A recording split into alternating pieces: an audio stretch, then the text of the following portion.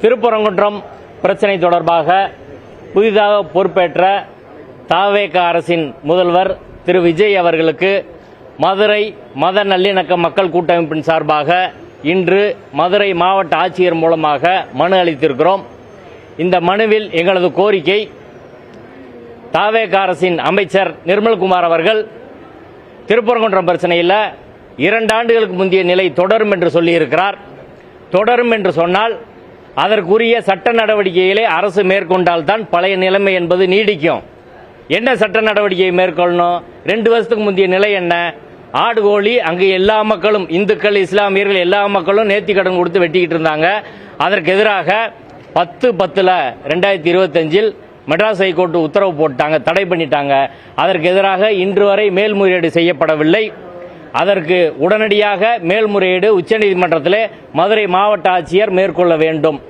இரண்டாவதாக, கோயிலோட பழக்க வழக்கம் தொடர்பான பிரச்சனை, கார்த்திகை தீபம் பிரச்சனை.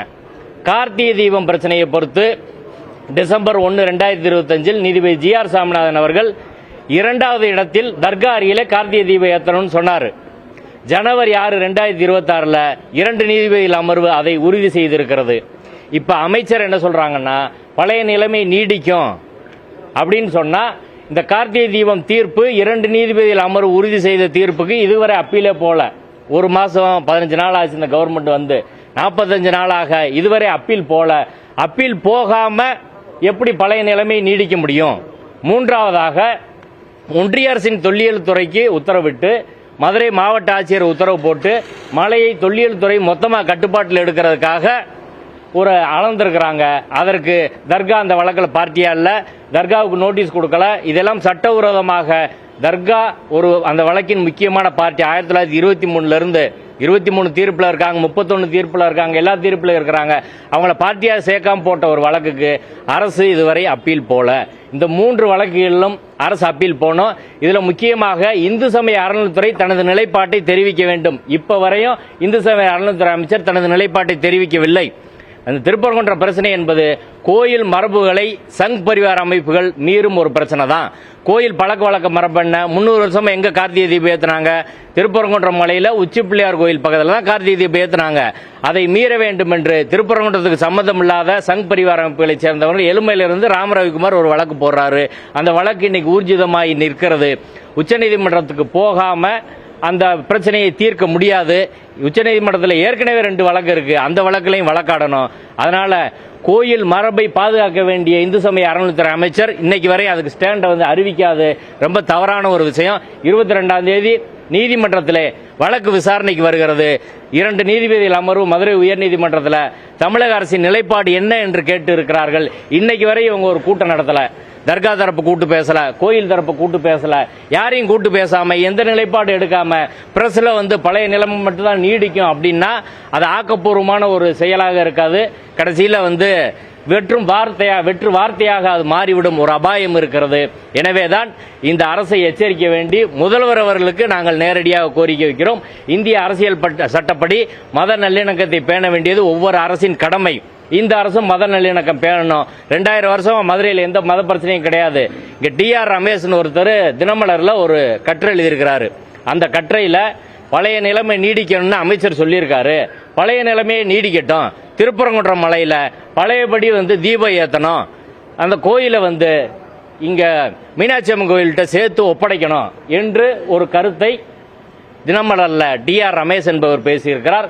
இந்து சங் பரிவார அமைப்பை சேர்ந்தவங்க பலரும் பெட்டிஷன் கொடுத்துக்கிட்டே இருக்கிறாங்க. நயினார் நாகேந்திரன் அறிக்கை கொடுத்திருக்கிறாரு. இந்த சூழ்நிலையில் தவேக அரசு இதற்கு முன்பாக ஆட்சிக்கு வருவதற்கு முன்பாக ஓராண்டா அந்த பிரச்சனை இருந்த போது தங்கள் நிலைப்பாடு, கட்சியின் நிலைப்பாடு என்ன என்பதை அவர்கள் அறிவிக்கவில்லை. இப்ப ஆட்சிக்கு வந்துட்டாங்க, நிலைப்பாடை அறிவித்து தான் ஆக வேண்டும். முதல் இது மின்சாரத்துறை அமைச்சர், சட்டத்துறை அமைச்சர் நிர்மல்குமார் அவர்களும் அறிவித்திருக்கிறார். ஆனா அதுல தெளிவு கிடையாது. இந்த பிரச்சனையிலே 1 ஆண்டு காலமாக இயங்குபவர்கள் என்ற முறையிலே அதுக்கு தெளிவை ஏற்படுத்த வேண்டியதான். எந்தெந்த வழக்குல அப்பீல் போகணும் தெளிவா ஒவ்வொரு வழக்கு நம்பரையும் குறிப்பிட்டு, வழக்கு உத்தரவு, தீர்ப்பு எல்லா விஷயத்தையும் குறிப்பிட்டு இன்று மாவட்ட ஆட்சியரிடம் முதல்வருக்கு மனு அளித்திருக்கிறோம். இந்த மனுவின்படி அரசு செயல்பட வேண்டும். சங் பரிவார அமைப்புகள் தொடர்ச்சியாக மதவெறி அரசியல் செய்ய அனுமதிக்க கூடாது. இன்னைக்கு கூட அவர்கள் ஆர்ப்பாட்டம் செய்து கொண்டு இருக்கிறார்கள். இங்க கலெக்டர் ஆபீஸ் பக்கத்தில் தான் ஆர்ப்பாட்டம் பண்றாங்க. தொடர்ச்சியாக அவர்கள் மதவெறி அரசியல் செய்ய அனுமதித்தால் இந்த அரசு மத நல்லிணக்க அரசு என்பதற்கு அர்த்தம் இல்லாமல் போய்விடும். இன்னும் அவர்கள் பொய்யை பரப்புகிறார்கள். தினமலர் ஆர்டிக்கல்ல இன்னும் தர்காவுக்கு 35 சென்ட் தான், மீதி இடமே கிடையாது என்று திரும்ப திரும்ப அவர்கள் இந்த பொய்யை சொல்லிக் கொண்டிருக்கிறார்கள். 1923 தீர்ப்பில் யாருக்கு எந்த பகுதி என்பது தெளிவாக சொல்லிருச்சு. இப்ப தர்கா பகுதியில் போய் இவங்க ஏத்தணும் அப்படின்றத ஒரு முக்கியமான பிரச்சனை. நாங்க திரும்பவும் கேட்கிறோம், சங் பரிவார அமைப்புகள், நீங்க ஒவ்வொரு கோயிலுக்கு ஒரு நிலைப்பாட்டு இருக்கிறீங்களா? சபரிமலை ஐயப்பன் கோயில் மரபை பாதுகாக்கணுன்றீங்க. இங்க கோயில் மரபு ஒரு இடத்துல தீபம் ஏத்துறதா?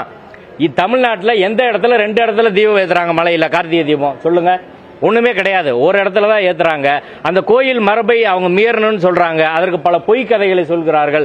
அதை இந்த அரசு அனுமதிக்க கூடாது. மதுரையின் அமைதி, வளர்ச்சி, நல்லிணக்கத்துக்கு முக்கியத்துவம் கொடுக்க வேண்டும். இந்த அரசு இதை செய்ய வேண்டும். 22ஆம் தேதி நீதிமன்றத்தில் தங்களது நிலைப்பாட்டை உறுதியாக அதிகாரப்பூர்வமாக தெரிவிக்க வேண்டும் என்ற கோரிக்கை வைக்கிறோம். அரசு உரிய நடவடிக்கை எடுக்கும் என்று நம்புகிறோம்.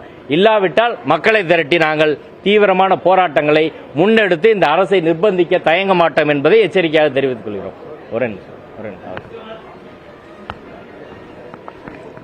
புதிய அரசு பதவியேற்ற பிறகு ஜோசப் விஜயனுடைய தாவேக அரசு பதவியேற்ற பிறகு திருப்பரங்குன்றம் பிரச்சனை என்ன நிலை எடுப்பார்கள் என்கிற ஒரு கேள்விக்குறி எங்கள் முன்னே இருந்தது.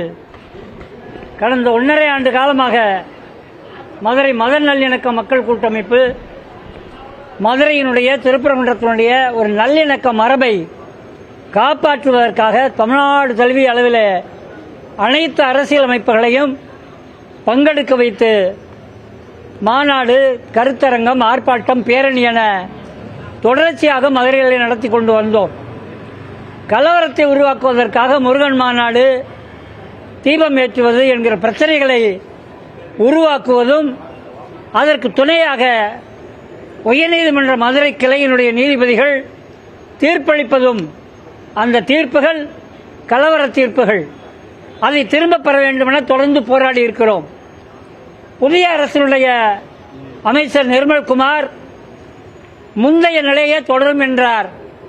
அந்த வார்த்தையின் அடிப்படையிலே நாங்கள் வரவேற்கிறோம். அதே நேரம் முன்னே நிற்கக்கூடிய இந்த தீர்ப்புகள், ஜி.ஆர். சாமிநாதன், ஸ்ரீமதி இவர்கள் கொடுத்த தீர்ப்புகள் தடையாக நின்று கொண்டிருக்கிறது. இதற்கெதிராக வழக்காடவில்லை என்றால் அது அமலுக்கு வருவதற்கான வாய்ப்புகள் இருக்கிறது என்பதை தமிழ்நாடு அரசுக்கு நாங்கள் எச்சரிக்க கடமைப்பட்டிருக்கிறோம். கடந்த திராவிட மாடல் அரசு, இப்போது இருப்பது திருச்சபை அரசு என்கிற ஒரு குற்றச்சாட்டை, அடையாளத்தை சங் பரிவார அமைப்புகள் பரவலாக வைத்துக் கொண்டிருக்கிறார்கள். இந்த அரசை ஒரு கிறிஸ்தவ அரசு என அடையாளப்படுத்துவதன் மூலம் இவர்கள் இந்து விரோதிகள் என்கிற அடையாளத்தை செய்ய முயற்சிக்கிறார்கள். இது ஒரு அரசை அல்லது தாவேகாவை அச்சுறுத்தக்கூடிய போக்காகும். தொடர்ச்சியாக தமிழிசை தொடங்கி அமைச்சர் நிர்மல்குமாரனுடைய அறிவிப்பு வந்த உடனேயே தமிழிசை, காடேஸ்வரா தொடங்கி இந்து முன்னணி, இந்து மக்கள் கட்சி, சங் பரிவார அமைப்புகள், திராவிட மாடல் அரசு, திருச்சபை அரசு இந்த நிலையெடுக்குமேயானால் இவர்கள் இந்து விரோத அரசு என அறிவித்து மக்கள் மத்தியிலே பரவலாக கொண்டு சென்று கொண்டிருக்கிறார்கள். இதற்கு எதிராக இந்த அரசு நிற்க வேண்டும். நாங்கள் இந்த முயற்சியை விடாப்பிடியாக தொடர்ச்சியாக மதுரை மத நல்லிணக்க மக்கள் கூட்டமைப்பு முன்னெடுப்போம். கடந்த ஆண்டு போல, இந்த தேர்தலுக்கு முந்தையது போல அனைத்து அரசியல் கட்சிகளையும் அழைத்து ஒருங்கிணைத்து நாங்கள் முன்னெடுக்க தயாராக இருக்கிறோம்.